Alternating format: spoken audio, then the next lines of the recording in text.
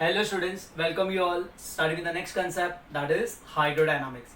अब तक बच्चों हम लोग हाइड्रोस्टैटिक्स के बारे में पढ़ रहे थे. That means the study of fluids at rest. From today's lecture onwards, we are going to deal with the concept of hydrodynamics. Now, what is hydrodynamics? The study of fluids in motion. So basically, what is definition of hydrodynamics? The study of fluids in motion. ऐसे हम हमारे daily life में बहुत सारे fluids in motion देखे, बराबर है बच्चों. Gas flowing through a tube in a cylinder, cleared with this, okay, that is fluids in motion. Water flowing through a pipe, fluids in motion. बराबर है बच्चों. Okay, now basically जब भी हम हाइड्रोडायनामिक्स की कंसेप्ट पढ़ेंगे, जो हम फ्लूइड्स अज्यूम करेंगे वो फ्लूइड्स कौन सा होगा बच्चों? आइडियल फ्लूइड होगा. Because the study of real fluids is very complicated. That's why हमारा जो स्टडी है वो आइडियल फ्लूइड तक ही सीमित है. ये पॉइंट याद रखने का ना. आइडियल फ्लूइड का मतलब क्या होता है सर? अगर हम आइडियल फ्लूइड्स की बात करेंगे ना बेटा, तो उसके कुछ इंपॉर्टेंट प्रॉपर्टीज होते हैं. जैसे सबसे पहला प्रॉपर्टी होता है इट शुड बी इनकॉम्प्रेसिबल. अगर ये इनकॉम्प्रेसिबल है तो इससे क्या फायदा होगा?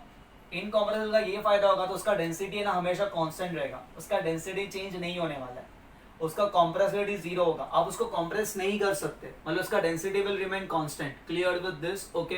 अब उसको कॉम्प्रेस नहीं कर सकते, बराबर है, मतलब कॉम्प्रेसिबिलिटी जीरो है. मतलब इसका जो बल्क मॉडुलस होगा ना वो क्या होगा बच्चों? Infinity. Because bulk modulus and compressibility का रिलेशन कैसा रहता है? इनवर्स.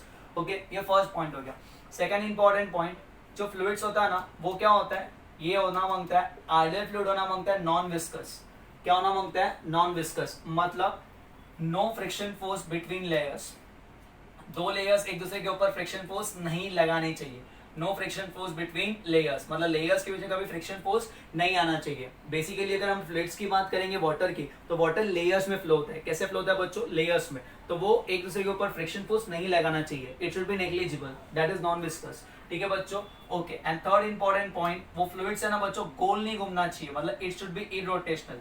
अगर ये इरोटेशनल है तो इसका जो ओमेगा होगा वो क्या होना चाहिए बच्चों? जीरो होना मांगता है. तो अगर ये तीन कैरेक्टरिस्टिक्स है, तीन प्रॉपर्टीज है उसके पास, तो ऐसे फ्लूइड्स को हम क्या कहेंगे बच्चों? कौन सा फ्लूइड्स कहेंगे? Ideal fluid. क्या कहेंगे बच्चों? Ideal fluid. Clear with this? Irrotational ना. Okay, irrotational. Clear with this? Okay. Now जब भी हाइड्रोडायनामिक्स की बात करेंगे, okay, that is fluids in motion की बात करेंगे, तो यहाँ पे दो इंपॉर्टेंट टाइप्स के मोशन होते हैं. ओके, एक होता है स्टेडी फ्लो जिसको हम कहते हैं स्ट्रीमलाइन, या तो कहेंगे स्ट्रीमलाइन फ्लो, या तो कहेंगे स्टेडी फ्लो. ओके, बोलो बच्चों. या तो कहेंगे लैमिनर फ्लो. कौन सा फ्लो? Laminar flow. ठीक है. एंड सेकंड जो होता है वो होता है टर्बुलेंट फ्लो. कौन सा फ्लो बच्चों? Turbulent flow. इसके पास आते पहले यहां से स्टार्ट करते हैं शुरुआत. Now what is streamline flow, what is steady flow का मतलब क्या होता है? अगर फॉर एग्जांपल एक ऐसा नॉर्म पाइप ले लिया बच्चों, ठीक है, इसका एरिया डिफर हो रहा है. क्या डिफर हो रहा है बच्चों? एरिया. Clear with this? कुछ ऐसा पाइप है, यहाँ से क्या फ्लो हो रहा है? कोई भी फ्लूइड फ्लो हो रहा है. ठीक है, कुछ इस तरीके से, बराबर है बच्चों. कुछ इस तरीके से क्या फ्लो हो रहा है बच्चों? फ्लूइड्स फ्लो हो रहा है कुछ इस तरीके से. कंसेप्ट देखना बेटा. ठीक है. सो ये क्या कहता है? स्ट्रीमलाइन फ्लो क्या कहता है?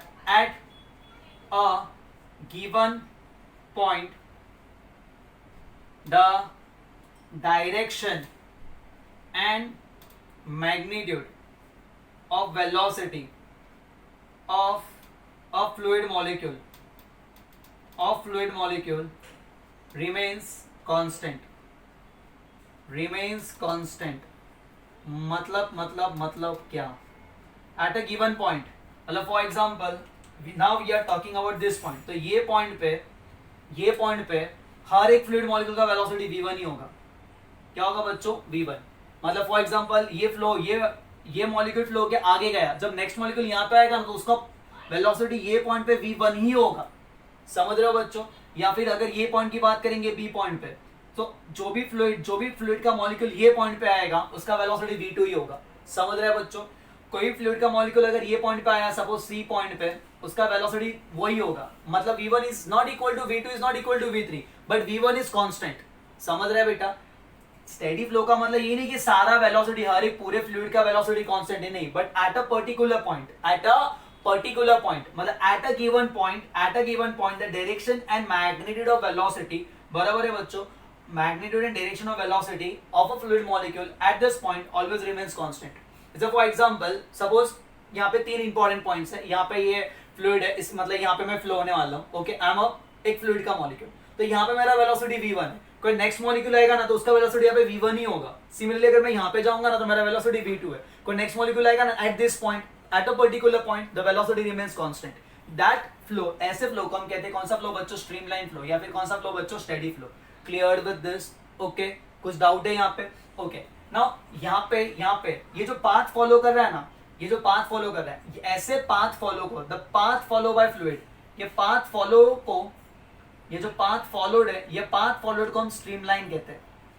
क्या कहते हैं बच्चों? स्ट्रीमलाइन। तो स्ट्रीमलाइन बराबर है, ये फ्लो को कहते हैं स्ट्रीमलाइन फ्लो, और जो पाथ फॉलो कर रहा है ना फ्लूइड, ऐसे पाथ को हम क्या कहते हैं बच्चों? Streamline. So basically the path followed by the fluid is termed as streamline. Clear with this? Okay, now अभी यहाँ पे ध्यान देना बच्चों, आप देख रहे हो बच्चों ये बंडल बन रहा है, तो ये जो बंडल है ना बेटा, ऐसे बंडल ऑफ फ्लो को हम कहते हैं बच्चों ट्यूब ऑफ फ्लो।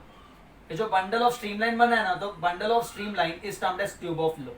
तो बंडल को हम क्या कहेंगे बच्चों? Tube of flow. Clear with this? Okay, now very important point, अगर हमारा ये स्ट्रीमलाइन कुछ इस तरीके से बराबर है और हमको वेलोसिटी वेक्टर चाहिए, तो क्या करने का? If you want velocity vector ना बेटा, तो वो पॉइंट पे क्या करने का? टेंजेंट ड्रॉ करने का। ये पॉइंट वेलोसिटी वेक्टर, तो ये पॉइंट पे टेंजेंट ड्रॉ करो, that is v1। If you want velocity at this point, ये पॉइंट पे क्या ड्रॉ करो? टेंजेंट। मतलब the tangent drawn to streamline gives the direction of velocity at that point. The tangent drawn to streamline gives the direction of velocity at that point. जैसे हमने वहां पे पढ़ा था ना इलेक्ट्रोस्टैटिक्स में, बराबर है, the tangent drawn to lines of force give direction of E bar, यहाँ पे the tangent drawn to streamline give direction of velocity at that point. Clear with this? Okay. Now यहाँ पे streamline flow में one more important point याद रखना बच्चों, कोई भी दो streamline कभी intersect नहीं करेंगे, कोई भी दो streamline कभी भी intersect नहीं करेंगे। Two streamline never intersect each other। क्यों? अगर ये इंटरसेक्ट करेगा तो ये पॉइंट पे ये स्ट्रीमलाइन की वजह से वेलोसिटी का डायरेक्शन इस तरफ होगा, और वही पॉइंट पे ये स्ट्रीमलाइन की वजह से वेलोसिटी का डायरेक्शन कुछ इस तरफ होगा। मतलब at a given point there are two direction of velocity, जिसकी वजह से स्ट्रीमलाइन फ्लो अफेक्ट होगा। समझ रहे हैं बच्चों? ये जो नेचर है ना, मतलब अगर ऐसा हुआ ना तो स्टेडी नेचर, जो इसका स्टेडी नेचर था ना बच्चों, जो इसका कौन सा नेचर था बच्चों? स्टेडी नेचर था, वो क्या होगा? अफेक्ट होगा।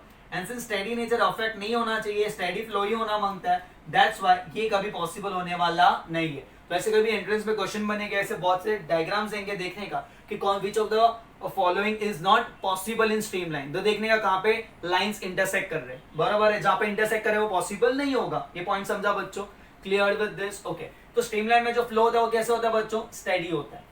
ठीक है, अगर हम टर्बुलेंट की बात करेंगे, टर्बुलेंट में जो फ्लो होता है ना बच्चों, वो डिसऑर्डर वे में होता है। कैसा होता है बच्चों? डिसऑर्डर वे में। ठीक है बच्चों, या तो हम कहेंगे रैंडम फ्लो होता है, कैसे भी फ्लो होता है। ठीक है, और फॉर एग्जांपल यहाँ पे वाटर कुछ इस तरीके से मूव हो रहे थे, ध्यान देना बच्चों। ठीक है, अब सामने ना बेटा यहाँ पे कुछ ऑब्स्टेकल आएगा, तो क्या होगा? ये कुछ इस तरीके से ऐसे जाएगा, ये कुछ इस तरीके से आएगा, ये कुछ ऐसे जाएगा। मतलब समझ रहे हैं बच्चों? ये कुछ इस तरीके से जाके वर्लपूल एडी बना रहा है। ठीक है बेटा, मतलब एट दिस पॉइंट ये पॉइंट का वेलोसिटी कुछ और है, इसका वेलोसिटी कुछ और है, इसका वेलोसिटी कुछ और है, इसका वेलोसिटी कुछ और है। मतलब at a given point velocity is not constant. समझ रहा है बच्चों? वेलोसिटी क्या होने वाला है? चेंज होने वाला है। ओके, मतलब एट अ पॉइंट, मतलब यहाँ पे हर एक का वेलोसिटी क्या होने वाला है बच्चों? चेंज होने वाला है। यहाँ पे अगर देखेंगे बेटा, तो ये पूरा अगर देखेंगे ना बच्चों ऐसा, तो इसका वेलोसिटी क्या रहेगा? कांस्टेंट रहेगा। यहाँ पे कांस्टेंट है, यहाँ पे कांस्टेंट है, पर यहाँ पे क्या हो रहा है? ये सबका क्या हो रहा है? वेलोसिटी क्या हो रहा है? चेंज। मतलब यहाँ पे the velocity is not constant. यहाँ पे क्या था? वेलोसिटी का मैग्नेटिक डायरेक्शन कांस्टेंट था। यहाँ पे देखो ना बच्चों, डायरेक्शन ऐसा है, इसका डायरेक्शन अगर देखेंगे टेंजेंट तो ऐसा है, इसका ऐसा है, बराबर है। ये अगर ऐसा फ्लो हो रहा है तो ये पॉइंट पे कुछ इस तरीके से, बराबर है बेटा। ये पॉइंट पे देखो, ये टेंजेंट कुछ इस तरीके से, ये ऐसे है, बराबर है बच्चों। डायरेक्शन सबका क्या हो रहा है बच्चों? चेंज हो रहा है। ठीक है, तो जब वेलोसिटी कांस्टेंट नहीं रहेगा, वो डिसऑर्डर वे में फ्लो होगा, तो ऐसे फ्लो को हम कौन सा फ्लो कहते हैं बच्चों? Turbulent flow. ठीक है, जैसे अगर वाटर फॉर एग्जांपल देखो बच्चों, एक कंटेनर है, ठीक है, उसके अंदर हमने क्या किया? कलर का इंजेक्शन लिया बच्चों, और उसको क्या किया? इंजेक्ट किया। ठीक है बच्चों, या पिचकारी मारा पानी में यहाँ। ठीक है बेटा, तो क्या होगा? वो कैसे होगा? वो डिसऑर्डर वे में फ्लो होता है। तो ऐसे डिसऑर्डर फ्लो को हम कौन सा फ्लो कहते हैं बच्चों? Turbulent flow. ठीक है बच्चों, ऊंची साइक्लोन की बात करेंगे या फिर निसर्ग साइक्लोन की बात करेंगे, वो किस तरीके से फ्लो होता है ना बेटा, तो ऐसे फ्लो को हम कैसा कहते हैं बच्चों? Turbulent flow. Clear with this? कुछ डाउट है? ओके, अगर आपने कोई भी लकड़ा जलाया, ठीक है ना बेटा, तो जो गैसेस पार्टिकल निकलता है, स्मोक, वो कैसे निकलता है बच्चों, कुछ इस तरीके से निकलता है। तो ऐसे फ्लो को हम कौन सा फ्लो कहते हैं बच्चों, क्या वो सीधा सीधा निकलता है बच्चों, क्या हर एक पॉइंट पे वेलोसिटी कांस्टेंट होता है, नहीं, वो किस तरीके से भी निकलता है, डिसऑर्डर वे में निकलता है। तो ऐसे फ्लो को हम कहेंगे कौन सा फ्लो बच्चों, turbulent flow. Clear with this? So there are two types of flow, मतलब फ्लूइड्स मोशन में दो टाइप में जाता है, या तो स्ट्रीमलाइन में या तो टर्बुलेंट में। Clear with this? टर्बुलेंट में ज्यादा कुछ होता ही नहीं है, ठीक है, जैसे फ्लाइट्स एंड ऑल कुछ भी रहेंगी ना, अगर स्ट्रीमलाइन फ्लो रहेगा तभी हम लोग फ्लाइट्स एंड ऑल उड़ा सकता है। टर्बुलेंट फ्लो बराबर है, तो यहाँ पे कुछ फ्लाइट सब नहीं उड़ सकता। कंसेप्ट समझ रहे हैं बच्चों, ठीक है, कुछ भी पॉसिबल नहीं है क्योंकि वो डिसऑर्डर वे में जाने वाला है, ठीक है। सो बेसिकली आगे हम लोग को सिर्फ और सिर्फ ये याद रखने का है, आगे हमको स्ट्रीम लाइन का ही बात करना है, ठीक है बच्चों। आगे जो भी हमारा फ्लो रहेगा मैक्सिमम इस तरीके से बात करेंगे, ठीक है। सो बेसिक कंसेप्ट समझा, difference between stream line flow and turbulent flow. कुछ डाउट है यहाँ पे? Okay, yes, copy.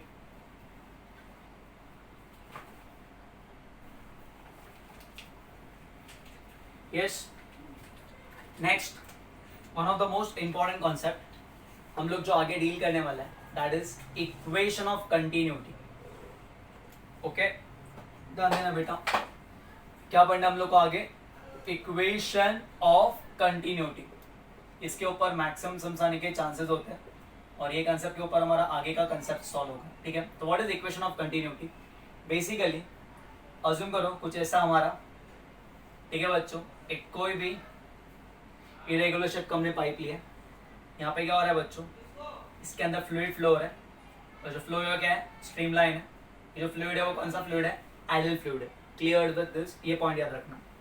यहाँ पे वो जब जा रहा था अंदर तो उसका वेलोसिटी था v1, और यहाँ पे जब वो निकल रहा है एट दिस इंस्टेंट, यहाँ पे वेलोसिटी v2 है। जहाँ से वो एंटर कर रहा है उसका area of cross section a1 है, जहाँ से वो बाहर निकल रहा है उसका area of cross section a2 है। सो इक्वेशन ऑफ कंटिन्यूटी क्या कहता है कि a1 v1 is equals to a2 v2। क्या कहता है बेटा equation of continuity, a1 v1 is equals to a2 v2, that is area multiply velocity remains constant. अगर a1 v1 is equal to a2 v2 है, that means according to equation of continuity area multiply by velocity always remains constant. That means velocity is inversely proportional to area या area is inversely proportional to velocity। याद रखने का, that is equation of continuity। मैं proof करके दूंगा but basic concept समझ में। जब फॉर एग्जांपल देखा रहेगा बच्चों, पहले पाइप के अंदर से वाटर फ्लो हो रहा था आराम से, बराबर है, कम स्पीड से। हमने क्या किया, हमने यहाँ पे फिंगर रखा बीच में, तो स्पीड क्या होता है, बढ़ता है, क्योंकि हमने एरिया कम किया। मतलब एरिया और वेलोसिटी का डायरेक्शन कैसा है, एरिया और वेलोसिटी का रिलेशन कैसा है, इनवर्स। अब एरिया कम कर रहे हो, वेलोसिटी बढ़ रहा है, आप एरिया बढ़ा रहे हो, वेलोसिटी कम हो रहा है। याद रहेगा बच्चों? तो ये कंसेप्ट कुछ, अब प्रूफ कैसे करना है यहाँ पे ध्यान देना बेटा, very simple concept. But before that to important points, एक होता है हमारा, ध्यान देना बेटा, वॉल्यूम फ्लो रेट। कौन सा रेट, वॉल्यूम फ्लो रेट।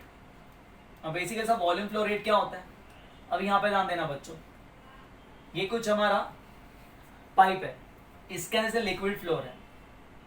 क्या फ्लो हो रहा है बच्चों, liquid. Clear with this? Okay, suppose इसका एरिया ए है कि यहां से यहां तक चला, यहां से यहां तक एल लेंथ चला, कितना लेंथ चला, एल लेंथ, तो कितना वॉल्यूम होगा, that is A multiply by L. वो जो लिक्विड चल रहा है, जिस लिक्विड की बात कर उसका वॉल्यूम क्या है, volume is area into length ना, या पूरे का बात कर, पूरा लो, पूरे area of cross section A और लेंथ कितना लोगे, एल लेगा। वॉल्यूम फ्लो रेट मतलब rate of flow of volume, rate of flow of volume, rate of flow of volume, rate of flow of volume मतलब rate of flow of volume per unit time. मतलब हमको क्या find करना है, dv upon dt find करना है, बराबर, that is equal to d by dt of, ध्यान देना बेटा, a multiply by l, yes sir, d by dt। अब ये पार्ट का एरिया ऑफ क्रॉस सेक्शन तो कांस्टेंट रहने वाला है फॉर दिस पार्ट, तो ये पार्ट के लिए एरिया क्या है, कांस्टेंट है, तो उसको बाहर ले, आगे आगे फ्लो हो रहा है, तो dl बाई क्या लेगा, dt। What is rate of change of length with respect to time? Rate of change of length मतलब यहाँ पे कितना आगे चल रहा है, मतलब कितना आगे डिस्प्लेस हो रहा है, मतलब ये लेंथ इज नथिंग बट यहाँ पे कितना आगे चल रहा है, कितना आगे डिस्प्लेस हो रहा है। तो rate of change of displacement with respect to time is nothing but velocity. तो याद रखने का, this is dv by dt, और ये v है ना, दिस v छोटो v मतलब वेलोसिटी, और ये v है, बड़ो v है, मतलब ये volume flow rate. So volume flow rate कभी भी अगर पूछेंगे तो याद रखने का, that is nothing but area multiply velocity, उसको कहते हैं वॉल्यूम फ्लो रेट, ठीक है। अगर हमको पूछा बच्चों what is mass flow rate, ध्यान देना, two important points. If they are asking mass flow rate, बराबर है बच्चों, सो मास फ्लो रेट के लिए क्या करेंगे, दैट इज, देखो बच्चों, that is dm upon dt, बराबर है, yes sir, that is d by dt of mass volume into क्या होगा, डेंसिटी। लेकिन हमने जो लिक्विड अज्यूम करने वाले, जो फ्लूइड, वो कौन है, वो इनकम्प्रेसिबल है, मतलब उसका डेंसिटी कांस्टेंट रहने वाला है। तो डेंसिटी कांस्टेंट है तो कांस्टेंट को बाहर निकालो, क्या मिलेगा, d by dt of volume, okay, and dv by dt का वैल्यू क्या होता है, a into v, that is equal to rho into a into v, याद रखने का, ये dm अपॉन dt है। इसको बोलते हैं मास फ्लो रेट। क्या कहते हैं बच्चों, मास फ्लो रेट। तो कभी कभी न्यूमेरिकल्स में आने के चांसेस होता है volume flow rate, that is area multiply velocity, and mass flow rate that is equal to rho into av। तो कभी कभी यहाँ पे इक्वेशन ऑफ कंटिन्यूटी में ये भी कहेंगे वो लोग, mass flow rate remains constant या volume flow rate remains constant, because av constant है, av कांस्टेंट है तो dv बाय dt कांस्टेंट होगा, मतलब volume flow rate remains constant. ये भी कह सकते हैं अगर यहाँ पे डेंसिटी से मल्टीप्लाई करेंगे, बिकॉज जो लिक्विड यहाँ से अंदर जाएगा वही वहां से बाहर आने वाला है। ऐसे नहीं यहाँ से पानी डालो तो वहां से किंगफिशर निकलेगा, ऐसा तो होने वाला नहीं है। क्लियर विद दिस, मतलब जो लिक्विड यहाँ से रहेगा वही बाहर आने वाला है, मतलब क्या रहने वाला है, डेंसिटी कांस्टेंट रहेगा, बिकॉज सेम लिक्विड है। तो आप ये भी लिख सकते हैं, ये हमारा कंसेप्ट है किसका, इक्वेशन ऑफ कंटिन्यूटी। अब प्रूफ करेंगे हम लोग, यहाँ पे ध्यान देना बच्चों, किस तरीके से प्रूफ करने का, वेरी सिंपल कंसेप्ट, ओके। अब यहाँ पे ध्यान देना बच्चों, यहाँ पे हम छोटे छोटे कुछ मॉलिक्यूल्स लेंगे बेटा, ऐसे, ओके। एट कुछ समय में कुछ मॉलिक्यूल्स यहाँ पे ऐसे थे, ये सब अंदर जाने वाले थे, everyone wants to go in, clear with this, okay. ध्यान देना, ये कुछ छोटे छोटे मॉलिक्यूल्स है, ओके। एट दिस इंस्टेंस सबका वेलोसिटी कितना है, v1, ओके। और यहाँ पे कुछ मॉलिक्यूल्स वेट कर रहे थे, बराबर है, जो कहाँ पे आने वाले थे बच्चों, बाहर आने वाले। कहाँ आने वाले, बाहर आने वाले, ये पॉइंट याद रखने का, ओके। ध्यान देना, वेरी सिंपल कंसेप्ट, कुछ नहीं है, कंसेप्ट समझना बच्चों, ठीक है, ओके। अब आफ्टर टाइम dt बोलो या डेल्टा टी बोलो, ओके। हम डेल्टा टी लेते हैं, मतलब after time delta T, after time delta T कितना वॉल्यूम अंदर गया, मतलब volume of fluid, volume of fluid entering the pipe, the pipe बोलो, volume of fluid entering the pipe, कितना वॉल्यूम एंटर हुआ, कंसेप्ट देखना। आफ्टर टाइम dt, ये वाला जो पार्ट है ना, ये वाला, या डेल्टा टी के बाद ये वाला जो ना, ये वाला दिख रहा है बच्चों, ओके। ये कुछ यहाँ पे पहुंचा होगा, कंसेप्ट देखना, ये वाला यहाँ पे पहुंचा होगा, बराबर है बेटा, ओके। ये पूरा सेक्शन यहाँ से यहाँ तक आया होगा मॉलिक्यूल्स का, ये पूरा सेक्शन यहाँ से यहाँ तक आया होगा मॉलिक्यूल्स का, वैसे पूरा सेक्शन यहाँ से यहाँ तक आया होगा। मतलब आफ्टर टाइम डेल्टा डी की बात करेंगे ना, तो ये पूरा सेक्शन ऐसे है, ये पूरा सेक्शन यहाँ से यहाँ तक मूव हुआ है, तो कितना वॉल्यूम अंदर गया है। वॉल्यूम का मतलब क्या होता है, कितना एरिया है, यस सर, ये इसका एरिया ए मल्टीप्लाई कितना डिस्टेंस ट्रेवल किया रहेगा इसने, हाया ना, इनटू यहाँ का डिस्टेंस मैं सपोज x1 लेता हूँ, क्या लेंगे बच्चों, x1। सो वॉल्यूम यहाँ का एरिया इज a1, डिस्टेंस कितना लेंगे x1, दैट इज वॉल्यूम। कितना वॉल्यूम ऑफ लिक्विड अंदर गया है, volume of fluid entering the pipe, कितना वॉल्यूम एंटर किया है after time delta T, after time delta T इतना वॉल्यूम एंटर किया है, इतना एरिया और इतना x, इतना वॉल्यूम एंटर किया है, बराबर है। वैसे आफ्टर टाइम जितना अगर यहाँ पे एंटर हुआ रहेगा तो कुछ ना कुछ यहाँ से बाहर निकला होगा ना, तो कितना बाहर निकला है सपोज, तो अगर वही यहाँ पे कंसेप्ट देखना बेटा, सिंपल है। तो ये वाला पार्ट यहाँ पे पहुंचा है, तो ये वाला पार्ट यहाँ पे होगा, ये वाला यहाँ पे होगा, तो टी टाइम बाद ये पूरा पार्ट बाहर निकल चुका है, ओके। कितने वेलोसिटी से निकला है, v2 वेलोसिटी से निकला है, ओके। कितने वेलोसिटी से निकला है, v2 वेलोसिटी से निकला है, बाहर निकला है, कंसेप्ट समझना। सो अगर आफ्टर टाइम dt, जैसे हम यहाँ पे पढ़ेंगे कि volume of fluid entering the pipe, volume of fluid leaving the pipe, बराबर है, या मूविंग आउट द पाइप, कितना पाइप से बाहर निकलने वाला है, कितना बाहर निकलने वाला है, एंटर कितना हो रहा था, a1 इंटू x1, बराबर है। सपोज ये एरिया a2 है, बाहर निकला है x2, उसने ये जो पार्टिकल बाहर निकले कितना डिस्टेंस ट्रेवल किया, x2, ओके। तो यहाँ पे क्या मिलेगा, a2 मल्टीप्लाई बाय x2, हाँ या ना, ओके। व्हाट इज x1, कि ये पार्टिकल ने कितना डिस्टेंस ट्रेवल किया, देखो ना, ये पार्टिकल पहले यहाँ था, इसने यहाँ से कितना डिस्टेंस ट्रेवल किया, ये पार्टिकल ने कितना डिस्टेंस ट्रेवल किया रहेगा। डिस्टेंस का फॉर्मूला क्या होता है, वेलोसिटी इनटू टाइम, यस। कितने वेलोसिटी से जा रहा है अंदर, v1, क्योंकि यहाँ पे हमने क्या कहा है कि एट दिस इंस्टेंट यहाँ पे वेलोसिटी v1 लिया है, यहाँ पे वेलोसिटी कितना लिया है, v2, तो कितने वेलोसिटी से अंदर जा रहा है, v1। तो क्या हम यहाँ पे ये लिख सकते हैं, a1 multiply by v1 into delta T, ये समझा बच्चों। Volume of fluid entering the pipe, तो volume of fluid leaving the pipe कितना रहेगा, a2 multiply by v2 multiply by delta T. देखो ना बच्चों, this is equal to speed into time. Very simple, हमको सिर्फ ये कंसेप्ट क्या और बढ़ना है, बट कंसेप्ट समझना बच्चों, ठीक है। सो a1 v1 into delta T is बराबर है, और कितना वॉल्यूम बाहर निकल रहा है बच्चों, a2 v2 into delta T, बराबर है बच्चों। ओके, अब volume of fluid entering the pipe, वहीं पे अगर आगे पूछ रहे हैं what is mass of fluid, mass of fluid entering the pipe, mass of fluid entering the pipe, कितना मास ऑफ फ्लूइड पाइप में एंटर करेगा, यस यस यस, कितना मास एंटर करेगा। मास का मतलब क्या होता है, यस बोलो, डेंसिटी इंटू वॉल्यूम। तो यहाँ पे डेंसिटी कितना रहेगा, रो इंटू कितना वॉल्यूम था बच्चों, वॉल्यूम कितना एंटर किया था, a1 into v1 into delta T. बेटा ये v1 है, नहीं v1 इज वेलोसिटी, ओके, और वॉल्यूम को बड़ा भी लिखना, ठीक है। वैसे अगर यहाँ पे उन्होंने पूछेगा, क्या पूछेगा बच्चों, mass of fluid, mass of fluid entering the pipe. अब mass of fluid leaving the pipe, mass of fluid leaving the pipe, कितना मास बाहर निकलेगा बेटा, ओके, आफ्टर डेल्टा टी कितना मास बाहर निकलेगा, कितना मास बाहर निकलेगा, बोलो रो2 multiply by a2 multiply v2 into t2, T मतलब डेल्टा टी लिख लेंगे, ठीक है, डेल्टा टी लिखो या dt लिखो, it's one and the same, concept समझना। सो रो2 a2 v2 into delta T, rho बराबर है बच्चों, लेकिन डेंसिटी तो सेम रहने वाला है, क्योंकि जो लिक्विड अंदर जाएगा वही वहां से बाहर आने वाला है। क्या पॉइंट समझा बच्चों, ओके, तो यहां तक कोई डाउट नहीं है, क्लियर विद दिस, ओके, समझ रहा है। अब आगे देखना, वेरी इंपॉर्टेंट पॉइंट, ठीक है। अब law of conservation of mass apply करेंगे, क्योंकि जितना मास यहाँ से अंदर गया इतने टाइम में, उतना ही मास यहाँ से बाहर निकलेगा उतने टाइम में। Clear with this, mass can neither be created nor can be destroyed. जितना मास यहाँ से अंदर जा रहा है उतना ही मास बाहर निकलेगा, कहां से, वहां से, बराबर है। देखो ना बच्चों, हेरा फेरी तो देखा रहेगा ना, हेरा फेरी, बराबर है। टैक्सी में 3 लोग है, यहाँ से आके वो धक्का मारता है, वहां से वो बाहर निकलता है। क्लियर विद दिस, ऐसा थोड़ी है, अगर ये इनकॉम्प्रेसिबल है, क्या ये इनकॉम्प्रेसिबल, ऐसा नहीं होना, लेकिन 3 लोग और है कि फोर्थ के लिए जगह बनाएगा तो मैं थोड़ा ऐसा हो जाएगा, ऐसा होने वाला नहीं है। अगर 3 है तो 3 ही रहने वाला है, तो एक अगर बंदा यहाँ से आएगा तो दूसरे को यहाँ से बाहर निकलना पड़ेगा, मतलब जितना मास यहाँ से अंदर आ रहा है उतना मास यहाँ से बाहर निकल रहा है, समझ रहा है। That means mass of fluid entering the pipe is equal to mass of fluid leaving the pipe. Clear with this, मतलब कितना पाइप में मास एंटर हो रहा है उतना ही बाहर निकलने वाला है। सो क्या मैं यहाँ पे कह सकता हूँ, law of conservation of mass, by law of conservation of mass, बराबर है बच्चों, जितना मास अंदर जाएगा कितना जाएगा बेटा, रो1 rho into a1 into v1 into delta T is equal to rho multiply by a2 into v2 into delta T. Any doubt over here, okay, दोनों के लिए टाइम क्या था, सेम था, तो डेल्टा टी ने डेल्टा टी को मार दी, रो ने रो को मार दी।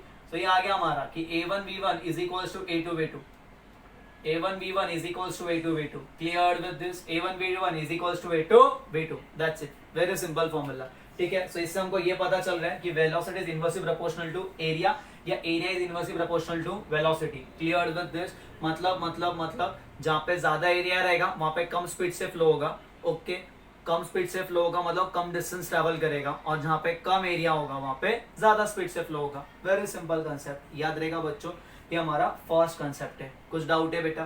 सो बेसिकली यहाँ पे 3 इंपॉर्टेंट पॉइंट्स है। First point, volume flow rate, area into velocity, mass flow rate, rho A V, clear, rho मतलब डेंसिटी, ए मतलब एरिया, वी मतलब velocity, and equation of continuity क्या बोलता है बच्चों, a1 v1 is equals to a2 v2, that is area is inversely proportional to velocity, या velocity is inversely proportional to area. Cleared with this? Okay, yes, copy. Next important theorem, that is Bernoulli theorem.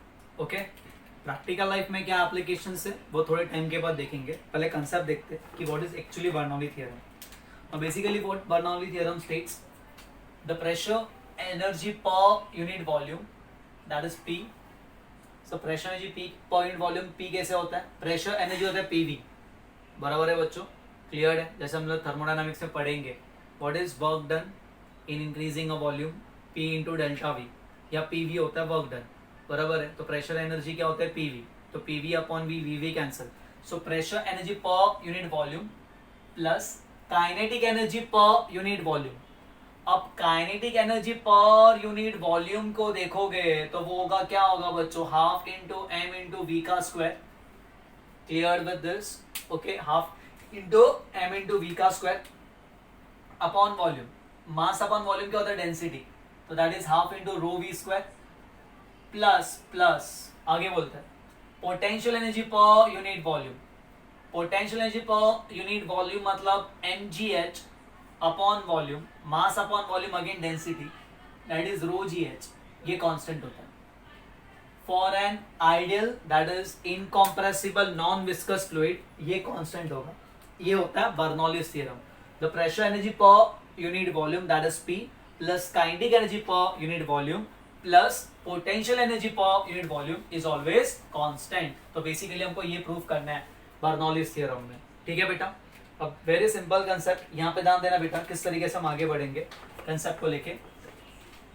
अब basically एक हमने यहाँ पे एक tube लिया जिसके अंदर क्या फ्लो हो रहा है बच्चों, एक फ्लूइड फ्लो हो रहा है. ठीक है, कुछ इस तरीके से. ओके, ये जो फ्लो है ये फ्लो कैसे है बेटा, स्ट्रीमलाइन फ्लो है. अगर ये हमारा स्ट्रीमलाइन फ्लो है, बराबर है, तो at a particular point the given velocity is constant. ठीक है. सो हम लोग है ना अभी यहाँ पे ये प्रूफ करने के लिए सारे फ्लूइड्स का बात नहीं करेंगे, कुछ एक सेक्शन ऑफ फ्लूइड्स का बात करेंगे. एक रेफरेंस लेंगे क्योंकि पोटेंशियल एनर्जी भी यहाँ पे पिक्चर में, तो रेफरेंस लेने का. सपोज हम ये फ्लूइड की बात कर रहे हैं जो यहाँ पे है, और ये फ्लूइड की बात कर रहे हैं जो यहाँ पे, मतलब बच्चों मैं ये इतने ही फ्लूइड की बात कर रहा हूँ. बराबर. इनिशियली ये था, इनिशियली वो सी और डी पोजीशन पे था, बराबर है. आफ्टर सम टाइम वो यहाँ से यहाँ तक फ्लो हुआ है, ये यहाँ से यहाँ तक फ्लो हुआ रहेगा, ये और आगे फ्लो हुआ रहेगा, बराबर है. इतना फ्लो हुआ रहेगा. सपोज ये ऐसे ले लेते, पहले ये ऐसे था सी डी, ये ले लेते, बराबर है. कुछ इस तरीके से दोनों नहीं लेते, एक ही साइड लेते. ये ऐसे था पहले, यहाँ से यहाँ तक, ये पहले कंडीशन है initial. After delta T time this is final state of the fluid, बराबर है. यहाँ पे जब चल रहा था तो उसका वेलोसिटी v1 था.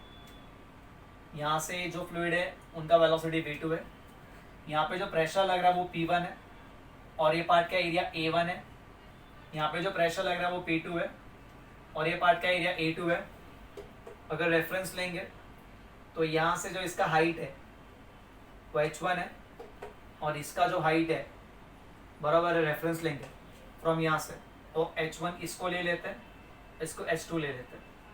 हाँ, ये भी जो भी हमको बर्नौली थ्योरम प्रूफ करना है ना, वो हमको प्रूफ करना है on the concept of work energy theorem.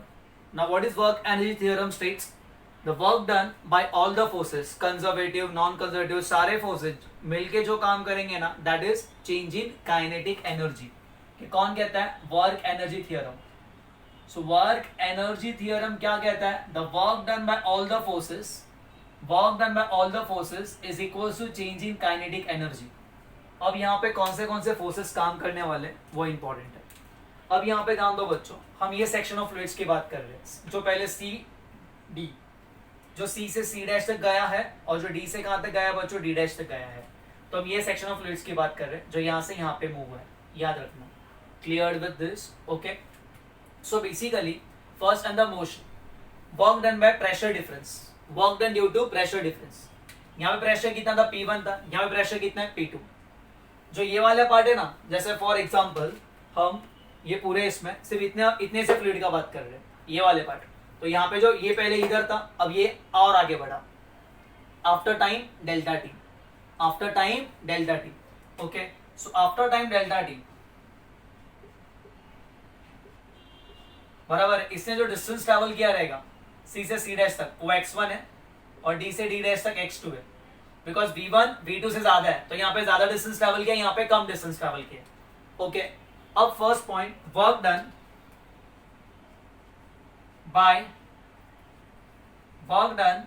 Bye pressure difference, due to pressure difference. Work done due to pressure difference, या वर्क डन ड्यू टू, अगर प्रेशर डिफरेंस नहीं बोलना तो बोलने का work done by fluid. Fluids ने कितना काम किया, कि फ्लूइड ने धक्का मारा है ये वाले फ्लूइड को. तो बेसिकली यहाँ पे था ना, यहाँ पे प्रेशर कितना था, P1 था, बराबर है. सो P1 धक्का मार के यहाँ पे लेके जा रहे हैं. सो P1 प्रेशर इस तरीके से लगेगा ऐसे, बट यहाँ पे ना ये वाला जो पार्ट है इससे प्रेशर ऐसा लगेगा. बाकी बचा हुआ फ्लूइड, यहाँ पे जो बाकी बचा हुआ फ्लूइड है ना, वो इसको आगे धक्का मारने का ट्राई कर रहा है, और यहाँ पे जो बाकी बचा फ्लूइड है उसको पीछे धक्का मारेगा. बट ऑब्वियसली इनर्शिया बेटा, इनर्शिया. ओके, अब ये पार्ट की बात कर रहे हैं, तो ये जो पीछे वाला फ्लूइड है उसको ऐसा धक्का मार के ट्राई कर रहा है, मतलब ये इसको आगे लेके जाने का ट्राई कर रहा है. ठीक है, और ये जो पार्ट है ना बेटा, ये जो आगे वाला फ्लूइड है वो ये पार्ट को कहाँ पे धक्का मार रहा है, ये प्रेशर पीछे की तरफ अप्लाई कर रहा है, समझ रहा है ना बेटा। तो ये आगे वाले पार्ट पे पीछे की तरफ प्रेशर अप्लाई हो रहा है, पीछे वाले पार्ट पे आगे की तरफ प्रेशर अप्लाई हो रहा है, समझ रहा है। बट डेन टू ये मूव आगे ही होने वाला है, ठीक है, यहाँ का प्रेशर ज्यादा है। क्लियर है, कंसेप्ट समझना भी किस तरीके से चलने वाला है, यहाँ पे ध्यान दो बच्चों। So work done by pressure difference मतलब वर्क डन बाय फ्लूइड क्या आएगा, क्या फॉर्मूला बोलता है, yes. So work done is equals to that is मैं डब्ल्यू लिखते हैं बेटा, बोलो डब्ल्यू क्या होगा, क्या होगा, कहां से कहां तक लेके जाना है इसको, सी से सी डैश तक लेके जाने का। So work done in taking C से सी डैश प्लस डी से डी डैश। वर्क का formula force into displacement that is F1 multiply by x1 plus F2 multiply by x2, हाँ या ना। लेकिन यहाँ पे जो प्रेशर लग रहा है कुछ इस तरफ लग रहा है P1, और यहाँ पे जो प्रेशर लग रहा है ऐसा लगेगा, बाकी बचा फ्लूइड इस पे पीछे की तरफ प्रेशर लगा रहा है। ये फ्लूइड, ये जो पीछे वाला फ्लूइड है उसको आगे धक्का मार रहा है, और आगे वाला फ्लूइड उसको पीछे धक्का मार रहा है। सो ये प्रेशर इस तरफ है और डिस्प्लेस, तो प्रेशर ऐसा लग रहा है तो प्रेशर फोर्स भी ऐसे ही लगेगा। तो यहाँ पे जो फोर्स का डायरेक्शन रहेगा वो इस तरफ रहेगा और डिस्प्लेसमेंट भी ऐसे ही है, तो ये पॉजिटिव वर्क डन है। यहाँ पे प्रेशर पीछे लग रहा है तो फोर्स भी ऐसे लगेगा ये वाले पार्ट पे, तो ये वाले पार्ट पे फोर्स भी कहाँ पे लग रहा है, पीछे की तरफ लग रहा है। और फोर्स अगर पीछे की तरफ लग रहा है और डिस्प्लेसमेंट ऐसा हो रहा है तो ये कौन सा वर्क डन हो गया, नेगेटिव वर्क डन हो गया। So F1 multiply by x1 minus F2 multiply by x2, यहाँ पे वर्क डन नेगेटिव रहेगा because force and displacement are in opposite direction. यहाँ पे पॉजिटिव वर्क डन होगा because force and displacement are in same direction. तो F1 into x1 minus F2 into x2, what is F1 into x1, बोलो। Force P1 multiply by A1, what is x1, यहां से लेके यहां तक का displacement. यहाँ पे वेलोसिटी कितना था बच्चों, v1। अगर वेलोसिटी v1 है तो x1 का वैल्यू क्या होगा, v1 multiply by dt, v1 multiply by delta t, कितने टाइम दे देखो ना, वेलोसिटी इनटू टाइम डिस्टेंस। वैसे ही x2 का वैल्यू, f2 का वैल्यू क्या होगा, p2 मल्टीप्लाई बाय e2, और यहाँ पे क्या मिलेगा, v2 multiply by delta t। Cleared with this? So P1 into A1, V1 into delta D, P2 into A2, V2 into delta D। यहाँ तक कोई डाउट है क्या? ओके अब यहाँ पे क्या हमने लास्ट टाइम क्या पढ़ा है, लास्ट कंसेप्ट में क्या पढ़ा था, वॉल्यूम फ्लो रेट कांस्टेंट होता है, बराबर है बच्चों। Okay mass flow rate constant होता है, तो वॉल्यूम फ्लो रेट, मास फ्लो रेट क्या होता है बच्चों, कांस्टेंट होता है। और एक इंपॉर्टेंट पॉइंट पढ़ाया था, yes sir, equation of continuity, A1 V1 is equals to A2 V2, बराबर है सर, यस सर। सो बच्चों let this mass be delta m, हाँ ना। सो जितना मास यहाँ से यहाँ तक पहुंचा है सी से सी डैश, उतना ही मास डी से डी डैश तक पहुंचा होगा, बिकॉज मास फ्लो रेट क्या रहेगा, कांस्टेंट। पहले इतना मास आगे जाएगा उतने मास का जगह बनेगा, तो यहाँ से भी उतना ही मास आगे शिफ्ट होने वाला है ना बेटा। व्हाट इज डेल्टा एम का value, density multiply by delta we, बराबर है बच्चों। सो डेल्टा वी का वैल्यू क्या होगा, मतलब जितना वॉल्यूम ऑफ लिक्विड यहाँ से यहाँ तक गया है उतना ही वॉल्यूम यहाँ से आके शिफ्ट हुआ रहेगा। तो यहाँ का वॉल्यूम का, व्हाट इज वॉल्यूम, वॉल्यूम बोलो बच्चों, एरिया इंटू लेंथ। तो यहाँ का एरिया क्या है बेटा, A1 इंटू लेंथ कितना लेंगे बेटा, x1। तो इसको हम ये भी लिख सकते हैं, that is row into A1 x1 के प्लेस पे V1 into delta D. Okay या तो डेल्टा को हम ये भी लिख सकते हैं, rho into A2 V2 into delta D. चलेगा क्या, हाँ सर चलेगा, कोई प्रॉब्लम नहीं है। क्यों सर, क्योंकि जितना वॉल्यूम यहाँ पे जा रहा है, अब डेल्टा वी ये लो या ये लो, जब ये डेल्टा वी लोगे तो A1 V1 into delta D आएगा। और जब अब ये डेल्टा वी की बात कर रहे हो, बिकॉज जितना वॉल्यूम यहाँ से आगे बढ़ा है उतना वॉल्यूम यहाँ से आगे बढ़ा है ना बेटा, पहले ये ऐसे था अब ये आगे बढ़ रहा है, तो जितना वॉल्यूम यहाँ से ऐसे गया उतना वॉल्यूम यहाँ से यहाँ तक गया है, वही है वही। ठीक है बेटा, मैं रटा नहीं रहा हूँ, कंसेप्ट एक्सप्लेन कर रहा हूँ, इसलिए टाइम लगेगा, ध्यान देना बेटा, इंपॉर्टेंट है। ओके हो गया डेल्टा एम का वैल्यू, कुछ डाउट है? ओके सो बेसिकली यहाँ पे डेल्टा एम अपॉन रो क्या मिलेगा, A1 V1 डेल्टा टी, या डेल्टा एम अपॉन रो क्या मिलेगा, A2 V2 delta T. So basically यहाँ पे P1 तो P1 मिलेगा, देखो A1 V1 delta T, A1 V1 delta T, क्या हम उसको डेल्टा एम अपॉन रो लिख सकते हैं, यस सर। माइनस P2, इसको क्या लिखेंगे, डेल्टा एम अपॉन रो, चलेगा सर, ठीक है ना। दोनों में कॉमन कौन है, delta m upon rho common है, क्या मिलेगा बच्चों, P1 minus P2। This is work done due to pressure difference, clear, या वर्क डन बाय फ्लूइड। ठीक है, तो याद रखने का वर्क डन बाय फ्लूइड का क्या फॉर्मूला है, delta m upon rho P1 minus P2, delta m upon rho P1 minus P2, delta m upon rho P1 minus P2, this is work done due to pressure difference. याद रहेगा बच्चों, कोई कोई book में directly दे, जैसे सिंगेज में, बराबर है, या डीसी पांडे सर के बुक में डायरेक्टली लिखा है उन्होंने, क्या लिखा है, ये भी नहीं लिखा उन्होंने, डेल्टा वी लिखा है। तो कभी भी अगर पूछा कि what is work done due to pressure difference, direct आप लिख सकते हो, क्योंकि डेल्टा एम अपॉन रो क्या होता है, डेल्टा वी। तो delta we P1 minus P2 लिखा तो भी चलेगा। ये फर्स्ट पॉइंट समझा आपको, this is work done by which pressure difference, क्योंकि प्रेशर के डिफरेंस की वजह से भी यहाँ से यहाँ तक जाने में कुछ काम हुआ है। ये फर्स्ट पॉइंट है, क्या समझा सबको? ओके ठीक है, कॉपी कर लो। अब आगे बढ़ते हैं। अब नेक्स्ट जो देखेंगे ना बेटा, दैट इज और कौन सा, अब पिक्चर में क्या है, पोटेंशियल एनर्जी है, दैट इज पोटेंशियल एनर्जी, मतलब कंफर्म यहाँ पे ग्रेविटेशनल फोर्स के से भी कुछ ना कुछ काम हुआ रहेगा। तो यहाँ पे हम पॉइंट करेंगे work done by gravitational force. Gravitational force कैसा होता है बच्चों, it is conservative in nature, और जो भी फोर्स नेचर में कंजर्वेटिव होता है, कैसा होता है बच्चों, conservative. So work done by conservative forces is nothing but work done by conservative forces, work done by conservative forces is equal to negative of change in potential energy, या what is change in potential energy is negative of work done by conservative forces. ये work energy theorem में पढ़ा है, जिससे नहीं पढ़ा इतना याद कर लो फिलहाल के लिए।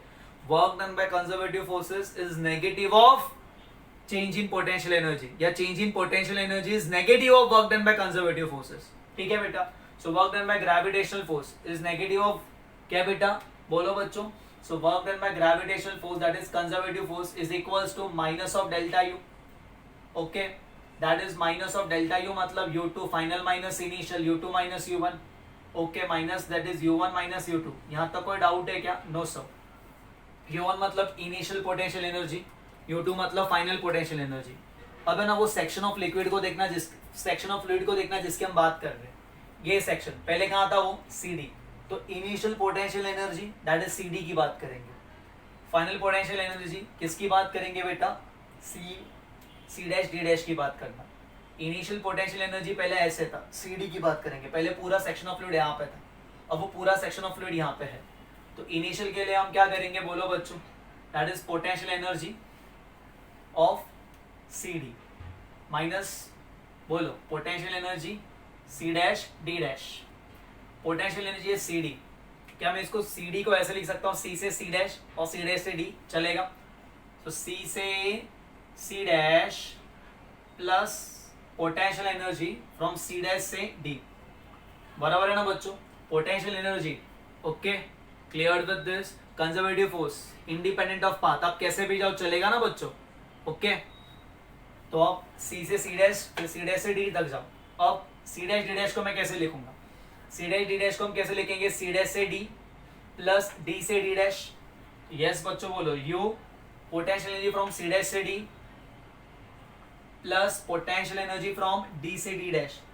एक्चुअली रटना नहीं था इसलिए कंसेप्ट एक्सप्लेन कर रहे हैं। C से C dash plus U minus U D से D डैश, तो ये कैंसिल होगा।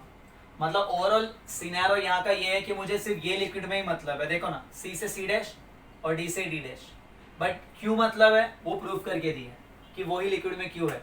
ठीक है बच्चों, नाउ U C से C डैश की बात करेंगे, बोलो बच्चों क्या फॉर्मूला होता है, MgH। तो यहाँ पे M क्या लेंगे, डेल्टा M G, क्योंकि हम लोग यहाँ का C से C डैश में मास कितना है, डेल्टा M G, और H क्या है, H1। सो D से D डैश, ये छोटा आगे गया, मैं यहाँ पे जूम करके एक्सप्लेन किया है। D से D डैश का मास क्या है, जितना मास यहाँ पे रहेगा वही मास ऑफ लिक्विड यहाँ पे होगा ना बेटा। Yes sir. सो बोलो delta M G H2, delta M G H1 minus delta M G H2, यहाँ का मास डेल्टा M, हाइट कितना यहाँ से H2, क्योंकि मैंने इसको रेफरेंस लिया बच्चों, हमने यहाँ पे रेफरेंस लिया। क्लियर विद दिस, दोनों में कुछ कॉमन है। Yes sir. तो डेल्टा M कॉमन, G कॉमन, H1 माइनस H2, तो this is work done by gravitational forces. So दो कंसेप्ट मिले। सो याद रखना बच्चों, what is work done by gravitational forces, work done by gravitational forces is equals to कितना आ रहा है बेटा, delta M G H2 minus H1, delta M G H2 minus H1, delta M G H2 minus H1, याद रहेगा बच्चों। Clear, work done by gravitational force is nothing but change in potential energy. तो उसको इस तरीके से solve किया और यहाँ से हमने उसको दो टुकड़ों में बांटा है। ठीक है, इतना कॉपी कर लो, fine. Okay, now pay attention over here. अब वर्क एनर्जी थ्योरम क्या कहता है, work done by all the forces. Sir और कौन सा फोर्स आ सकता है? यहाँ पे नॉर्मल लोगे चलेगा क्या? नॉर्मल यहाँ से परपेंडिकुलर काम करता है, बराबर है। डिस्प्लेसमेंट इस तरफ है, नॉर्मल फोर्स इस तरफ है, दिख रहा है? तो नॉर्मल फोर्स की जब बात करोगे वो परपेंडिकुलर है और डिस्प्लेसमेंट ऐसा है, मतलब नॉर्मल फोर्स और डिस्प्लेसमेंट में एंगल कितना है? 90, बराबर है। और जब थीटा 90 है, cos 90 कितना होता है बच्चों? 0। तो नॉर्मल फोर्स यहाँ पे कोई काम करने वाला नहीं है। Clear with this? और ये घूम नहीं रहा है, ये रोटेशनल की बात हो रही है, इसलिए टर्व एंड ऑल की वजह से भी कुछ नहीं करने का, ठीक है। अब यहाँ पे ध्यान देने का बेटा। अब चेंज इन काइनेटिक एनर्जी की बात करते हैं। Okay, yes, what is change in kinetic energy? Again change in kinetic energy की बात करेंगे बेटा, एक एक पॉइंट फाइंड करके रखते हैं बच्चों। चेंज इन के, चेंज इन के, बोलो what is change in kinetic energy? Kinetic energy final, बराबर है बच्चों। मतलब काइनेटिक एनर्जी कहां से कहां तक? सी डैश से D dash, minus kinetic energy initial, minus kinetic energy कहां से कहां तक? सी से डी, फाइनल मतलब सी डैश डी डैश, ये लिक्विड की बात कर रहे हैं ये। और इनिशियल मतलब सी डी, पहले ये पार्ट यहाँ पे था, वो आगे शिफ्ट हुआ है, यहाँ से धक्का आगे वो आगे गया है, ठीक है। अब सी डैश डी डैश को अगेन तोड़ो। सी डैश डी डैश को कैसे तोड़ोगे? सी डैश से डी, डी से डी डैश, प्लस बोलो काइनेटिक सी डैश से डी, डी से डी डैश, माइनस बोलो बच्चों सी डी को तोड़ो, सी से सी डैश, ओके, और सी डैश से डी, माइनस क्यों आएगा पता है ना बच्चों? सी डैश से डी माइनस क्यों आ रहा है पता है ना बेटा? क्योंकि ये माइनस से दोनों माइनस हो जाएगा, ओके। अब ये आपका पार्ट चला जाने वाला है, मतलब ओवरऑल मेरे को सिर्फ ये लिक्विड में बात करने का है। और इसके डी से डी डैश में क्या हो गया? हाफ। यहाँ पे मास कितना है? Delta m. और यहाँ से आता का वेलोसिटी कितना था? v2 का स्क्वायर। सी से सी डैश की बात कर रहे हैं तो यहाँ की ये पार्ट की मास, ये पार्ट में मास कितना है? Half delta m. और ये वाले मास का वेलोसिटी कितना था? v1 का स्क्वायर। जब वो सी से सी डैश पहुंचा तो v1 के स्क्वायर से पहुंचा था, यहाँ से यहाँ तक पहुंचा v2 के स्पीड से पहुंचा। कॉमन क्या है? Half into delta m. बोलो बच्चों v2 का स्क्वायर माइनस v1 का स्क्वायर। एनी डाउट होगा ये? This is change in kinetic energy. Clear with this? तो बेसिकली हमको सब कुछ मिला है। सो बेसिकली हमको व्हाट इज डेल्टा के, चेंज इन काइनेटिक एनर्जी का कितना वैल्यू मिला है? Half into delta M v2 का स्क्वायर माइनस v1 का स्क्वायर। Clear with this? कुछ डाउट है यहाँ पे? ओके, नाउ अप्लाई करते हैं। अब law of conservation of energy, basically work energy theorem क्या कहता है हम लोग को? वर्क एनर्जी थ्योरम हमको कहता है कि total work done, what is total work done? Work done because of pressure difference, delta m upon rho, P1 minus P2 plus work done due to conservative force, that is gravitational force, delta m into g, h1 minus h2 is equals to change in kinetic energy, half into delta m v2 का square minus v1 का square. So delta m delta m delta m सब में cancel होने वाला है, आया ना? सबको रो से मल्टीप्लाई करो। सो यहाँ पे क्या मिलेगा? P1 minus P2 plus rho g h1 minus h2 plus half is equal to half rho v2 का स्क्वायर माइनस v1 का square multiply by rho p2 minus p1 rho g h1 minus rho g h2 half rho v2 का square minus half rho v1 का square, बराबर है। सारे one के terms यहाँ पे लेके आओ, p1 प्लस रो जी h1 माइनस यहाँ पे प्लस होगा प्लस हाफ रो v का square is equals to negative वहां पे p2, बराबर है। ओके, माइनस वहां पे जाके plus plus rho g h2, बराबर है बच्चों। और ये तो ऑलरेडी इधर ही है तो प्लस हाफ बोलो रो v2 का स्क्वायर, मतलब p1 rho ji h is equal 1 plus half rho v का square is equal to p2 rho g h2 plus half rho v का स्क्वायर, दोनों इक्वल है। तो क्या मैं यहाँ पे कह सकता हूँ p plus rho ji h plus half into rho we square, that is constant. So ये हमारा कॉन्स्टेंट है एंड दैट इज, इसको बोलते हैं हम लोग Bernoulli's theorem. Cleared with this? This is pressure energy per unit volume. This is potential energy per unit volume. This is kinetic energy per unit volume. That is constant. Cleared with this? ये point याद रखना, concept समझा। इसके दो important applications है जो next lecture में चलेंगे, एक जैसे वेंचुरी मीटर, ओके, और एक टॉरिसेलिस, ठीक है बच्चों। ओके, तो फिलहाल के लिए बच्चों हम लोग यहाँ पे सिर्फ ये वाला कंसेप्ट और प्रैक्टिकल लाइफ में इसके कैसे कैसे एप्लीकेशंस बनते हैं यहाँ पे ध्यान देना बच्चों। अगर हम लोग सेम लेवल की बात करेंगे तो अभी इतना है ना यहाँ पे हाइट एंड ऑल की बात जब आप कर रहे हो, बट जब आप सेम लेवल की बात करोगे, इसकी बात करोगे सेम लेवल, तो यहाँ पे क्या होगा, H1 H2 इक्वल है तो ये कैंसिल होने वाला है। तो सेम लेवल की जब बात करोगे so P plus half rho V का स्क्वायर इक्वल टू कॉन्स्टेंट होगा फॉर सेम लेवल, और इसको हम लोग बोलते हैं TTV, that is two term Bernoulli. क्या बोलते हैं बच्चों, two term Bernoulli, TTV, that is pressure plus half rho V का square is equals to constant. Clear with this. अभी डेंसिटी तो चेंज नहीं होने वाला है, वो तो for a given fluid it is constant. तो प्रेशर और वेलोसिटी का रिलेशन कैसे है, बोलो, जब प्रेशर बढ़ेगा तो वेलोसिटी घटेगा, ताकि दोनों का एडिशन कांस्टेंट होना मांगता है।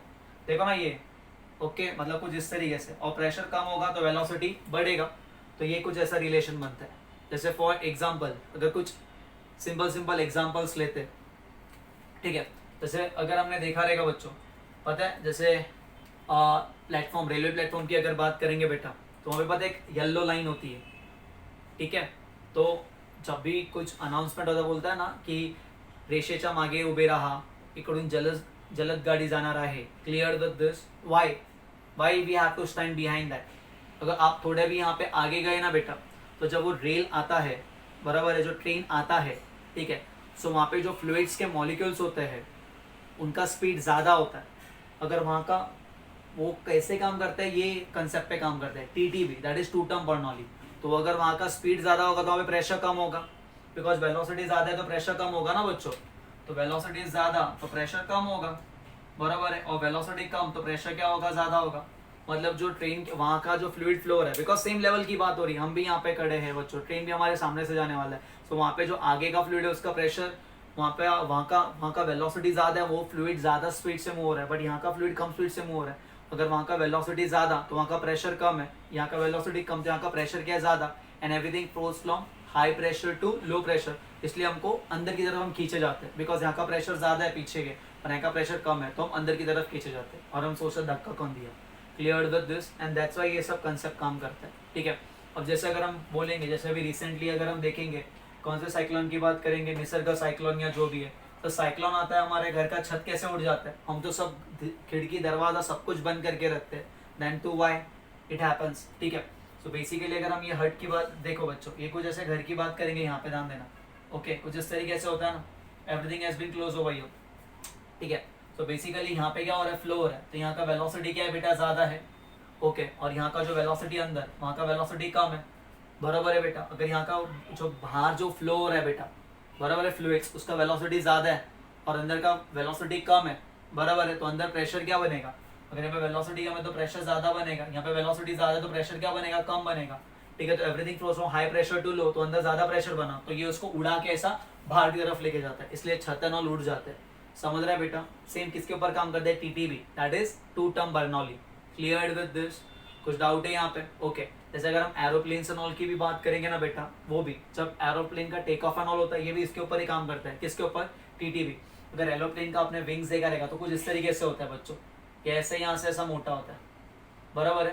तो यहाँ पे जो फ्लो होता है ना, फ्लूइड्स इस तरीके से फ्लो होता है, बराबर है। तो यहाँ पे ध्यान देना बेटा, तो ये जो नॉर्मल फ्लो हो रहा है, बट कुछ है ना फ्लूइड ऊपर से फ्लो होता है, बराबर है, और कुछ ऐसे फ्लो हो रहा है, दिख रहा है बेटा, एयर, जो एयर फ्लो हो रहा है यहाँ से। अब अगर फॉर एग्जांपल हमने बोला ये है, बराबर है, ओके, तो जो एयर यहाँ से फ्लो होगा वो इस तरीके से फ्लो होगा, यहाँ से फ्लो होगा वो ऐसे सीधा फ्लो होगा, बट यहाँ पे होगा तो ऐसे ऊपर से फ्लो होगा ना। तो अगर वो ऊपर से फ्लो हो रहा है, मतलब उसको अगर स्टेडी रखना है, तो जितना डिस्टेंस इन्होंने ट्रैवल किया उतने टाइम में इसको भी यहाँ से यहाँ तक पहुँचना पड़ेगा, तो इसको स्पीड ज़्यादा रखना पड़ेगा, क्योंकि इसको ज़्यादा डिस्टेंस ट्रैवल करना है, इसको कम डिस्टेंस ट्रैवल करना है, तो यहाँ का स्पीड क्या रहेगा, ज़्यादा, यहाँ का स्पीड क्या रहेगा, कम। समझ रहे हो बच्चों। तो अगर यहाँ का स्पीड ज़्यादा है, यहाँ का स्पीड क्या है, कम। अगर यहाँ का स्पीड ज़्यादा है तो यहाँ का प्रेशर क्या रहेगा, कम रहेगा, और यहाँ का प्रेशर क्या रहेगा, ज़्यादा रहेगा। तो अगर यहाँ का प्रेशर ज़्यादा हो गया और यहाँ का प्रेशर कम हो गया, तो कंफर्म ये क्या होने वाला है, ऊपर उड़ने वाला है टेक ऑफ के टाइम पे। तो सेम ये कैसे काम करता है, कौन से कॉन्सेप्ट पे, TTB, that is two term Bernoulli. ये हो गया टू टर्म बर्नौली का कॉन्सेप्ट, ओके। और अब सिनेरियो हमको ये याद रखना, या तो ये याद रखो Bernoulli equation, P plus half rho we square plus rho g is constant, या फिर ये याद रखो TTB, pressure plus half rho we square equal to constant, ठीक है। ये कुछ डाउट है यहाँ पे, clear with this, okay okay. अभी कभी कभी एग्जाम में ना हम लोग को प्रेशर हेड या ग्रेविटेशनल हेड, ऐसे भी कुछ बात करते हैं ना. व्हाट इज प्रेशर हेड का मतलब, सबको डिवाइड करना रो और जी से. जब सबको डिवाइड करेंगे रो जी से तो ये क्या मिलेगा, P upon rho G plus H plus बोलो हाफ रो वी का स्क्वायर अपॉन रो जी. तो रो ने रो को मार दी, इक्वल टू कांस्टेंट. तो और एक इक्वेशन मिल रहा है, P upon rho G plus H plus half V square upon G, because rho ने रो को मार दी ना बेटा. तो ये और एक कांस्टेंट होता है, और एक इक्वेशन मिला. ये टर्म को हम बोलते हैं प्रेशर हेड. क्या बोलते हैं बच्चों, प्रेशर हेड. ठीक है, इसको बोलते हैं ग्रेविटेशनल पोटेंशियल एनर्जी हेड. ठीक है बच्चों, क्लियर विद दिस. और इसको बोलते हैं वेलोसिटी हेड. क्या बोलते हैं, वेलोसिटी हेड. तो जब भी हेड एंड ऑल की बात कर रहे हैं ना, सिर्फ किससे डिवाइड करने का, रोजी से डिवाइड करने का. क्लियर विद दिस, किससे डिवाइड करने का, रोजी से. समझा बच्चों, प्रेशर हेड, ग्रेविटेशनल हेड और वेलोसिटी हेड. ठीक है, कुछ डाउट है यहाँ पे, तो ये हमारा हो गया Bernoulli's theorem. Okay, next lecture में इसके इंपॉर्टेंट न्यूमेरिकल्स देखेंगे. Clear with this. Okay, yes, copy. Thank you.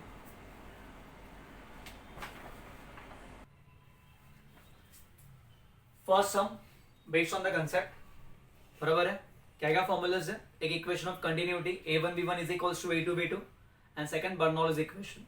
बराबर है बच्चों, Bernoulli equation pressure plus half rho G H plus, yes बच्चों, half into rho into, sorry half rho G H नहीं, rho G H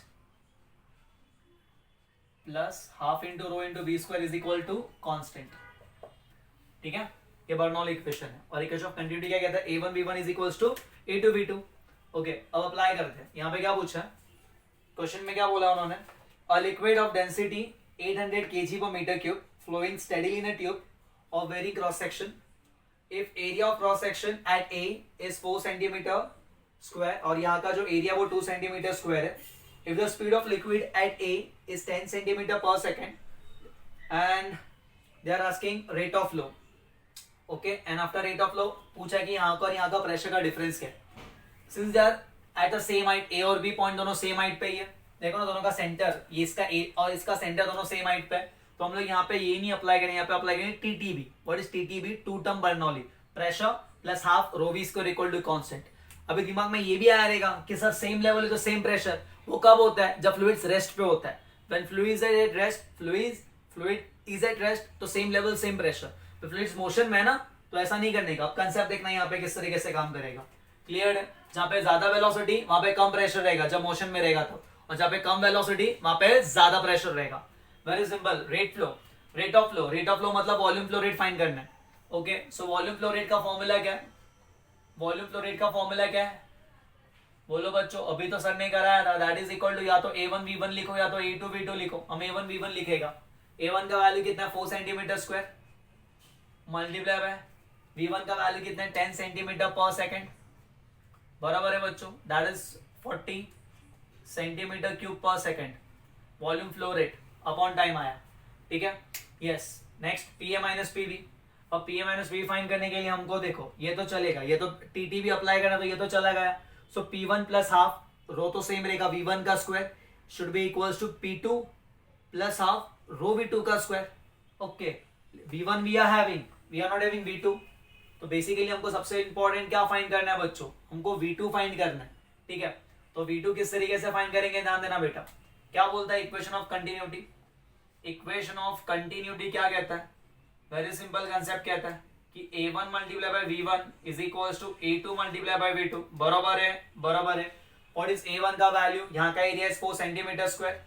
V1 का value कितना है, 10 centimetre. A2 का value आपल्याला माहिती है 2 सेंटीमीटर. V2 का वैल्यू कितना है, वी डोंट नो. 2 1 जा 2 कितना जा 2 जा. सो जो V2 का वैल्यू होगा वो होगा 20 सेंटीमीटर पर सेकंड. ये पॉइंट याद रखना. Clear with this. एक इसका वैल्यू है V2 का सेंटीमीटर पर सेकंड. कभी कभी ना बच्चों यहाँ पे रेडियस दिया रहेगा तो आपको एरिया फाइंड करने आ जाएगा ना. हाँ sir, pi r square. Clear है क्या बेटा, पाई आर स्क्वायर सर्कल. बराबर है, area of cross section. V1 V2 मिला. Yes, now what they are asking, P1 minus P2. बोलो बोलो directly by TTB, two term Bernoulli. P1 plus half rho one V1 का square is equals to P2 plus half rho तो constant ही है, v2 का square. Yes sir. So p1 minus p2, velocity कहाँ पे जाता है, यहाँ पे वेलोसिटी कितना है 10 है और यहाँ पे 20 है। क्लियर है, तो कंफर्म है यहाँ पे वेलोसिटी क्या है कम है, तो यहाँ का प्रेशर ज्यादा रहेगा। That is pa minus pb, that is p1 minus p2 is equal to half multiply by rho v2 का square minus half rho v1 का स्क्वायर। तो हमें हाफ रो कॉमन आएगा, v2 का स्क्वायर माइनस v1 का square बराबर है half into, yes रो का वैल्यू कितना है सर, एक kg पर मीटर क्यूब में दिया है, बराबर है सर। तो आपको वेलोसिटी को भी कन्वर्ट करना है तो करो, करना ही पड़ेगा बट ऑब्वियस किसमें, ऐसा सिस्टम में। तो इसको तो मैं लिख लेते बेटा 800, v2 का वैल्यू कितना आएगा, v2 कितना है 20 सेंटीमीटर पर सेकेंड। अगर ये 20 सेंटीमीटर पर सेकेंड है तो मीटर में कन्वर्ट करने के लिए क्या करेंगे, 20/100 करोगे ना बेटा, मीटर पर सेकेंड होगा, ठीक है। सेंटीमीटर मीटर में कन्वर्ट करेंगे डिवाइड बाय 100, तो 2/10, 2/10 का स्क्वायर क्या मिलेगा बच्चों 4/100 माइनस v1, v1 10 सेंटीमीटर पर सेकेंड है, 10 सेंटीमीटर पर सेकेंड कन्वर्ट करो मीटर में कितना आएगा, बोलो बोलो बोलो कितना आएगा, डिवाइड करेंगे तो 10/100 तो 1/10 दैट इज कितना आएगा बच्चों 1/100, स्क्वायर करेंगे okay, that is equal to 1/2 multiply by 800, divide करना है 4 माइनस 1 3/100, ये गया 2 1 2 4 4 3 कितना आएगा 12। So what is pressure difference 12, that's the final answer. 12 pascal लिखो या न्यूटन पर मीटर स्क्वायर लिखो, जो भी लिखना है लिखो चलेगा। कॉन्सेप्ट समझा, ठीक है, कॉपी।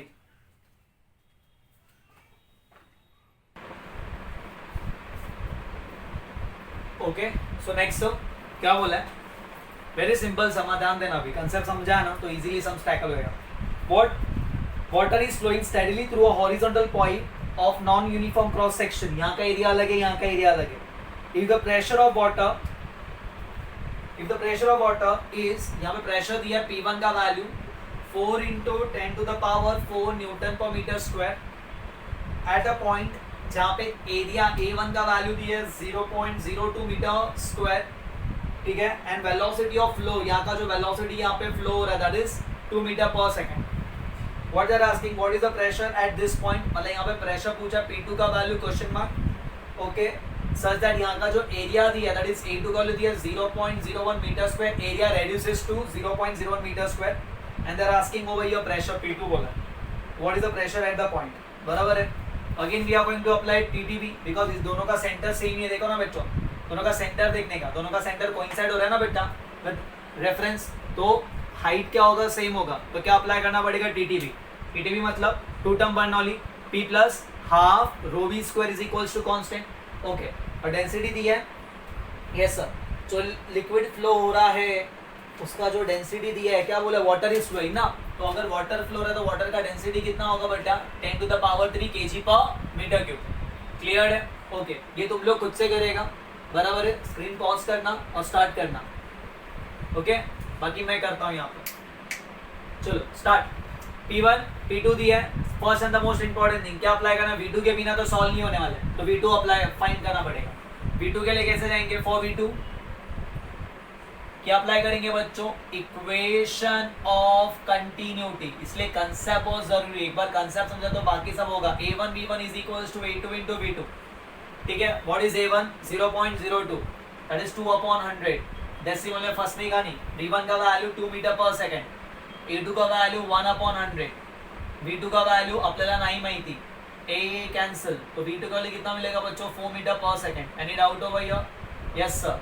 अब क्या फाइंड करने पड़ेगा, बाय TTB मतलब टू टर्म बर्नौली, बराबर है बेटा P1 plus half rho V1 का square is equals to P2 plus half rho V2 का स्क्वायर। ये खुद से आना चाहिए बेटा, ट्राई करना, क्रॉस चेक करना आंसर राइट है रॉन्ग है। What they are asking P2, so P2 का वैल्यू कितना मिलेगा P1 plus half rho V1 का स्क्वायर, यहाँ पे negative half into rho V2 का स्क्वायर, बराबर है यस। P1 का वैल्यू दिया है हाँ सर, कितना दिया P1 4 × 10⁴, जस्ट 4 × 10⁴, बराबर है प्लस हाफ कांस्टेंट बाहर ओके, रो भी दोनों में कांस्टेंट है बाहर लो 10⁻³ ओके मल्टीप्लाई बाय V1 का स्क्वायर माइनस V2 का स्क्वायर. व्हाट इज V1 का स्क्वायर? बोलो बच्चों कितना है V1 का स्क्वायर? जैसा सेकंड बराबर है ना. V1 का स्क्वायर 2 का स्क्वायर, V2 का स्क्वायर 4 का स्क्वायर, 2 का स्क्वायर 4, 4 का स्क्वायर 16. बराबर है, बराबर है. 4 into 10 to the power 4 plus half into 10 to the power 3 multiply minus 12 है. ओके देखो ना यहाँ पे ज्यादा वेलोसिटी है दिख रहा है ना, तो यहाँ पे कम प्रेशर होगा. क्लियर है? ओके सो 2 1 2 कितना आएगा 6 जा, तो कितना आएगा ये 4 into 10 to the power 4 minus ये 6 है 6 इंटू 10 टू द पावर 3. गलती से दो को मल्टीप्लाई मत करना, ये 6 यहाँ पे बराबर है ना बच्चों. ओके अब कैसे करेंगे, दोनों का ये सेम नहीं है, इसको मैं ऐसे लिखूँ चलेगा 40 into 10 to the power 3 minus 6 into 10 to the power 3. Yes sir बराबर है. 40 माइनस बराबर है ना बच्चों, सेम सेम किया, यहाँ पे 0 दे दिया, नंबर बराबर है ना, पावर घटाया नंबर बढ़ाया. 40 माइनस 6 कितना होगा 34 into 10 to the power 3. That is आप इसको ऐसे भी लिख सकते हो 3.4 इंटू 10 टू द पावर 4 ऐसा लिखा तो भी चलेगा, पावर 4 में चाहिए तो.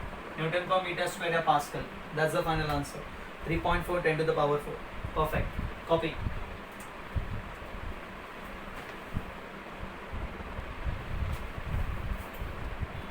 Next sum, air is streaming past a horizontal airplane. Airplane कुछ हमारा इस तरीके से होता है, उसका जो विंग्स होता है कुछ ऐसा होता है. ठीक है बेटा, यहाँ से कुछ इस तरीके से ऐसा मोटा, बराबर है. ओके तो क्या बोला, air is streaming past a horizontal airplane wing such speed is 120 metre per second over the upper surface. इसके ऊपर का स्पीड है 120 metre per second. Okay and 90 metre per second at the lower surface. यहाँ का जो speed है वो 90 metre per second, upper surface का 120 मीटर पर सेकंड, लोअर का 90 मीटर पर सेकंड. ये तो density of air, density of air दी है, कितना दिया बेटा 1.3 kg per metre cube, 1.3 kg per metre cube. Okay find the difference in pressure between the top and the bottom of the wing. यहाँ का और यहाँ का प्रेशर डिफरेंस पूछा है. इफ द विंग इज कितना सेंटीमीटर लॉन्ग बोला है 10 centimetre long. If the wing is 10 centimeter long and has a average width, मतलब यहाँ पे लेंथ दी है 10 सेंटीमीटर और उसका जो एवरेज विड्थ दिया है दैट इज ब्रेथ बोल लो, यहाँ पे कितना दिया है 2 मीटर. ठीक है सॉरी 10 मीटर लॉन्ग और ये 2 metre long. Okay calculate the gross lift. Gross lift मतलब जो फोर्स लगता है ना बच्चों वो फाइंड करना है, कितना डायनामिक फोर्स लगा जिसके ऊपर से उड़ेगा, that is called as gross lift. ठीक है बच्चों, तो हमको ग्रॉस लिफ्ट पूछा है. ठीक है तो स्टार्ट करेंगे. ग्रॉस लिफ्ट का मतलब क्या होता है, दैट इज फोर्स फाइंड करना है. So difference in the pressure multiply by area. ठीक है बेटा, सो बेसिकली उन्होंने पहले यहाँ पे प्रेशर दोनों का डिफरेंस इन प्रेशर पूछा है और बाद में क्या पूछा है ग्रॉस लिफ्ट पूछा है. तो पहले हम फाइंड क्या करते हैं, difference in the pressure find करते हैं, कर लेंगे. यस वही अपना कंसेप्ट क्या TTB, टू टर्म बर्नौली. बराबर है बोलो. ओके ये पॉइंट को हम 1 ले लेते हैं, ये पॉइंट को हम क्या ले लेंगे बच्चों 2 ले लेंगे. Yes sir.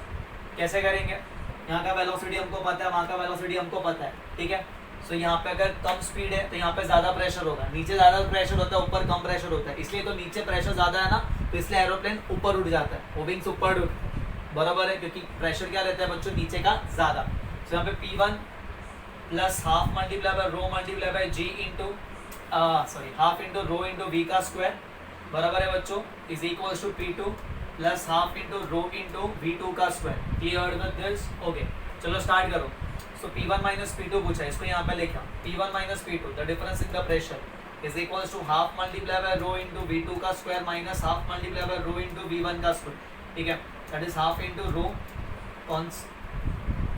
V2 का स्क्वायर माइनस V1 का स्क्वायर. हाफ रो का वैल्यू कितना है 13/10. देख रहा है ना बेटा, V2 का वैल्यू कितना है बेटा, V2 120 मीटर पर सेकंड, यहाँ पे 90 है.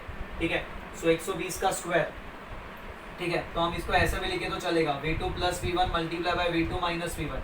ठीक है इतना बड़ा बड़ा स्क्वायर कौन बोलते बैठेगा. ठीक है चलो स्टार्ट करो. That is equal to 1/2 multiply by 13/10. चलो 120 प्लस V1 120 प्लस 90 कितना होता है, यस 210. ठीक है कैलकुलेशन तुम ध्यान देना. V2 माइनस V1 120 माइनस 90 कितना होता है 30. हाँ सर, ये 0 ने 0 को मार दी, इसको ले लेते हैं. 2 1 जा 2 कितना था बच्चों 15 जा, that is 13 multiply by 21 multiply 15. ये प्रेशर डिफरेंस आएगा. आंसर जो भी आएगा आपका पास्कल या न्यूटन मीटर स्क्वायर में, न्यूटन पर मीटर स्क्वायर में लिख लेना. अब क्या पूछ रहे हैं ग्रॉस लिफ्ट, ये खुद से कर लेना. ग्रॉस लिफ्ट के बारे में जब बात करेंगे that is equal to pressure difference multiply by area. तो ये gross lift is nothing but force, कितना फोर्स लग रहा है जिसके ऊपर से ये ऊपर जा रहा है, ठीक है, that is gross lift. Dynamic force, pressure difference multiply by area. What is pressure difference over here, ये हमने फाइंड किया है, कितना बेटा 13 मल्टीप्लाई बाय 21 मल्टीप्लाई बाय 15, जो आंसर आएगा। एरिया, एरिया मल्टीप्लाई बाय क्या लेगा यहाँ पे, लेंथ इंटू क्या लेगा, विड्थ लेगा। लेंथ कितना है बेटा 10, विड्थ कितना है 2, तो 10 मल्टीप्लाई बाय 2, ये उसका हो गया एरिया। ओके, अब सॉल्व कर लेना, जो भी आंसर आएगा 10 into 2 that is 20 metre square area दिया है, सबको सॉल्व कर लेना, फाइनल आंसर आएगा 81900। और यहाँ पे जो आंसर दिया वो कितना दिया है, इसका आंसर है 409। क्रॉस चेक कर लेना बेटा, ठीक है, न्यूटन पर मीटर स्क्वायर कैलकुलेट कर लेना, मल्टीप्लिकेशन आता ही है। कुछ डाउट है यहाँ पे, वेरी सिंपल सब, ठीक है। यहाँ का वेलोसिटी जाता ऊपर वेलोसिटी, बराबर है, जब भी प्लेन उड़ता है यहाँ का स्पीड और जो पार्टिकल यहाँ पे, बराबर है बेटा, देखो ना ऊपर जो यहाँ पे ऑलरेडी एयर फ्लो हो रहा है उसका वेलोसिटी क्या है बेटा, नॉर्मल था, बट जो ऊपर से जिसको जाना है उसको अगेन इसको सेम टाइम पे मिलना रहेगा, तो उसको ज़्यादा डिस्टेंस ट्रैवल करना है in same time, that's why इसका स्पीड ज़्यादा रहेगा। तो यहाँ का स्पीड ज़्यादा और यहाँ का स्पीड क्या है, कम है, तो यहाँ का प्रेशर ज़्यादा, यहाँ का प्रेशर कम है, तो ये इसको ऊपर उठा लेगा, दैट्स इट। वही कंसेप्ट मैंने एक्सप्लेन किया था। कॉपी,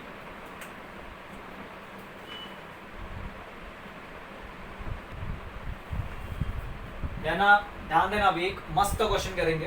क्या बोला उन्होंने यहाँ पे क्वेश्चन में, water is flowing continuously from a tap having a bore of internal diameter, यहाँ का डायमीटर दिया है, कितना यहाँ का डायमीटर, मैं d1 लिखता हूँ बेटा, 8 into 10 to the power -3 metre यहाँ का डायमीटर है। Calculate the diameter of the water stream at the distance of, कितना डिस्टेंस, ऊपर से पानी नीचे गिर रहा है, कितने डिस्टेंस पे, 2 इंटू 10 टू द पावर -1, इनके 0.2 मीटर हाइट है। जब पानी यहाँ से नीचे गिर रहा है 0.2 मीटर हाइट पे, मतलब यहाँ पे जो बन रहा है ना, इसका डायमीटर फाइंड करना है। क्या फाइंड करना है यहाँ पे, इसका डायमीटर फाइंड करना है, ये बोर का। तो calculate the diameter of the water stream at the distance of 2 into 10 to the power -1 meter below the tap. Assume that the water velocity as it leaves the tap is, जब यहाँ पे उसने leave किया तो यहाँ का जो velocity था यहाँ पे that is 0.4 metre per second, जब यहाँ पे लीव किया, ओके। और यहाँ पे हमको क्या फाइंड करना है बच्चों, यहाँ का डायमीटर फाइंड करना है। यहाँ का डायमीटर कब मिलेगा, जब यहाँ का मुझे एरिया मिलेगा। यहाँ का एरिया के लिए equation of continuity A1V1 multiply by A2V2। Sir V2 कैसे फाइंड करेंगे, वी आर हैविंग V1, हमको पता चलना चाहिए कि ये पानी यहाँ पे कितने स्पीड से स्ट्राइक कर रहा है। एक बार V2 फाइंड कर लिया ना, इजीली हम लोग क्रैक कर सकते हैं।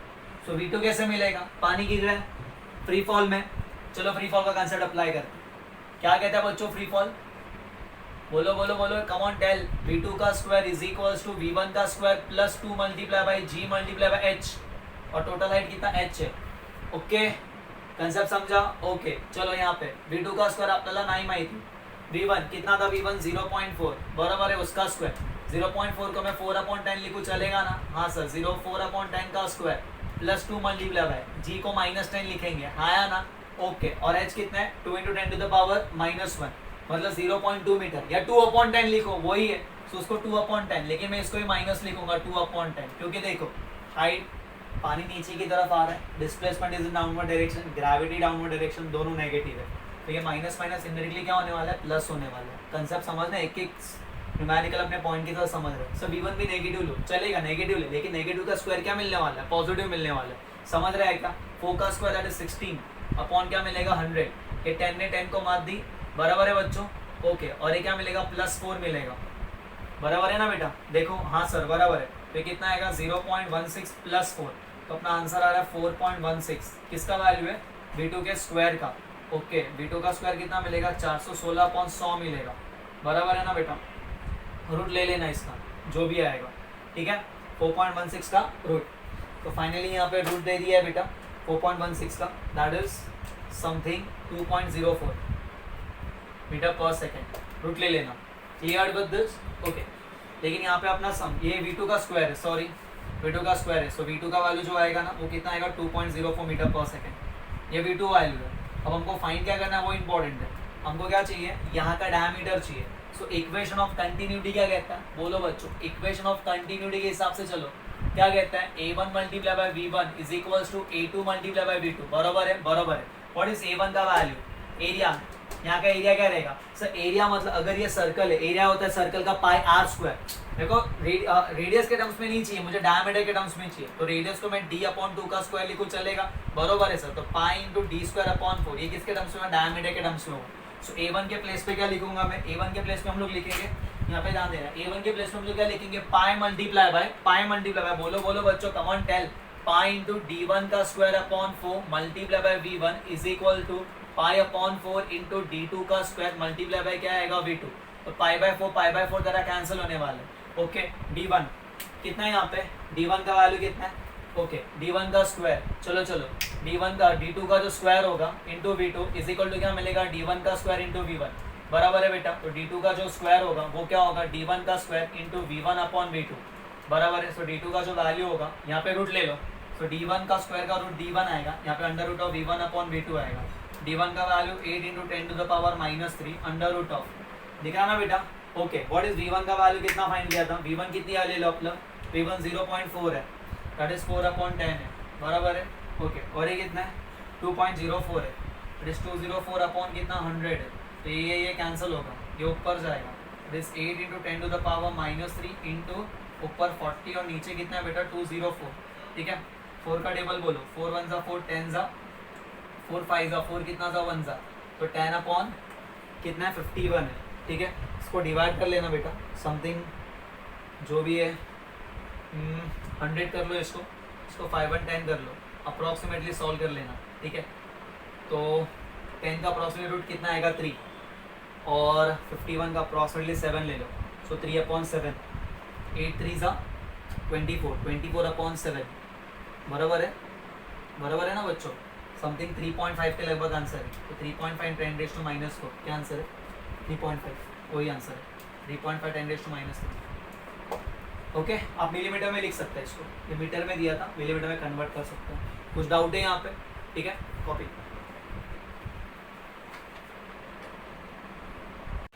An important question ask in IIT, ठीक है बच्चों, ध्यान देना बेटा, जेईई में पूछा है क्वेश्चन का। Consider a horizontally oriented syringe containing water located at a height of 1.25 meter above the ground. The diameter of the plunger is 8 mm. यहाँ पे जो पिस्टन है पीछे से जिससे धक्का मारने वाला है, तो यहाँ का डायमीटर कितना है बेटा? 8 mm. Okay, and the diameter of the nozzle, यहाँ का जो डायमीटर है वो है 2 mm. Okay, the plunger is pushed, piston को यहाँ से धक्का मारा है with a constant speed of 0.25 metre per second. मतलब यहाँ का जो वेलोसिटी है 0.25 मीटर पर सेकेंड से आपने उसको पुश किया।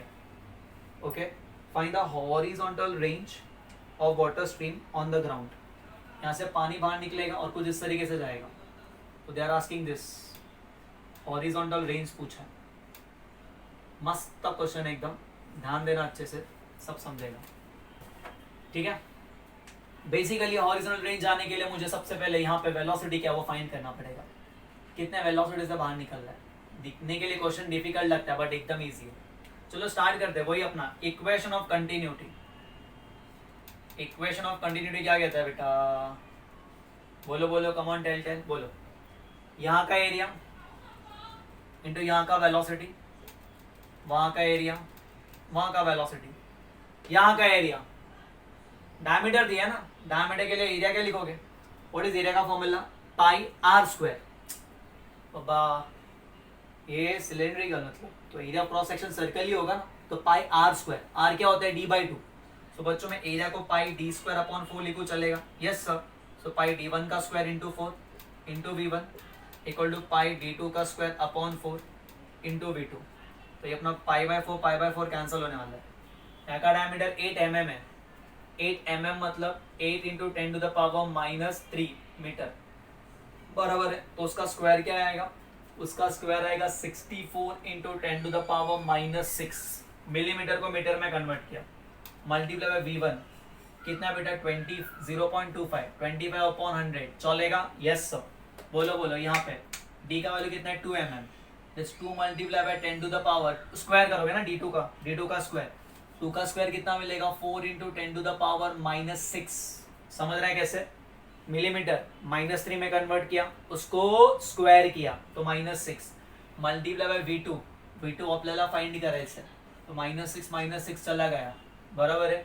25 1 जा 25 4 जा 100 क्लियर विद दिस ओके 4 1 जा 4 कितना जा 16 जा अगेन 4 1 जा 4 कितना जा 16 जा उत्तरी तो V2 का वैल्यू कितना मिल रहा है 4 मीटर पर सेकंड समझ रहे हो बच्चों देखो डायमीटर 8 का कितना हो रहा है 2 वेलोसिटी यहाँ पे कम था यहाँ पे वेलोसिटी ज्यादा है अब मिला यस सर अब यहाँ से लेके यहाँ तक तो अभी हम लोग को सॉल्व कौन से कंसेप्ट से करना है प्रोजेक्टाइल मोशन से कौन से कंसेप्ट से सॉल्व करना है चलो बोलो प्रोजेक्टाइल मोशन पढ़ा है प्रोजेक्टाइल मोशन हाँ sir very simple concept first and the most important thing क्या करने का प्रोजेक्टाइल मोशन हम लोग हमेशा दो इंपॉर्टेंट पार्ट्स में तोड़ते हैं किस किस में बोलो बोलो एक वर्टिकल और एक हॉरिजॉन्टल तो जब वर्टिकल की बात करोगे तब क्या करने का बेटा प्रोजेक्टाइल मोशन जब ये यहाँ से यहाँ तक गिर रहा है तो this is vertical motion and this is horizontal so basically इसका हॉरिजॉन्टल स्पीड था तो अगर मुझे ये मांगता है तो first and the most important thing वो यहाँ से लेके यहाँ तक जाने के लिए उसको कितना टाइम लग रहा है वो फाइंड करना पड़ेगा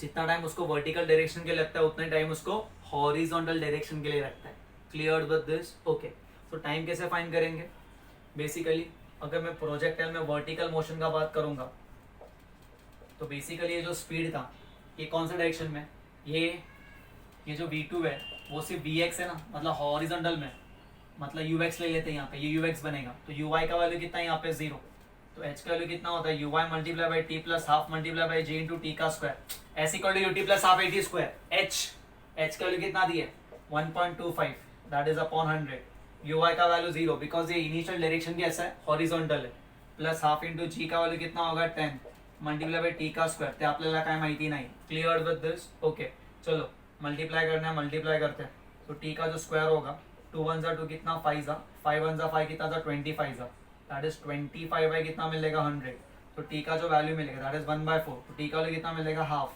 दैट इज 0.5 सेकंड्स समझ रहे हैं बच्चों ओके तो उसको यहाँ से लेके यहाँ तक टाइम कितना लग रहा है वर्टिकल मोशन के लिए 0.5 सेकंड सो हॉरिजॉन्टल मोशन के लिए भी कितना लगेगा हॉरिजॉन्टल मोशन के लिए भी कितना लगेगा 0.5 सेकंड लगेगा so horizontal range is equals to horizontal velocity multiply by time what is horizontal velocity कितना है बेटा v2 कितना है 4 मल्टीप्लाई बाय टाइम कितना है 0.5 that is equal to 2 metre तो 2 मीटर आगे जाके गिरेगा ठीक है बच्चों कितना मीटर आगे जाके गिरेगा 2 मीटर ये क्वेश्चन पूछा था कहाँ पूछा था जेई में clear with this okay copy करना ओके सो और एक डायरेक्ट फॉर्मूला भी अप्लाई होता है यहाँ पे पता है ना कौन सा डायरेक्टली अगर टॉप टू बॉटम प्रोजेक्टाइल रहेगा तो क्या फॉर्मूला था बच्चों y का y equal to g x square upon 2v square y is vertical distance x is horizontal distance v मतलब वेलोसिटी डायरेक्टली पुट करके भी सॉल्व कर सकते हैं कैसे पुट करते हैं व्हाट इज y का वैल्यू यहाँ पे 1.25 125 upon 100 is equal to g का वैल्यू 10 एक्स स्क्वायर अपने को नहीं पता 2 इंटू वी कितना है बेटा 4 का स्क्वायर कितना मिलेगा 16 दैट्स इट क्लियर 2 1 जा 2 कितना जा बच्चा 5 जा 5 1 जा 5 कितना जा 25 जा बराबर है बेटा ओके 25 1 जा 25 4 जा 16 ऊपर आएगा तो 16/4 इज इक्वल टू क्या मिलेगा एक्स का स्क्वायर एक्स स्क्वायर का वैल्यू कितना मिलेगा 4 दैट मींस एक्स का वैल्यू कितना मिलेगा 2 मीटर डायरेक्टली सो अगर ये दोनों अप्लाई नहीं करना डायरेक्टली ये फॉर्मूला याद रहेगा तो भी आप कर सकते हैं समझ रहे हैं ना बच्चों ओके तो आज का जो लेक्चर था that was totally based on Bernoulli's equation and second equation of continuity इसके कुछ इंपॉर्टेंट न्यूमेरिकल्स दिए हमारे वर्कशीट्स में ओके और रेफरेंस बुक में वो सॉल्व कर लेना next time onwards will be starting with applications of Bernoulli's equations ठीक है till then thank you bye take care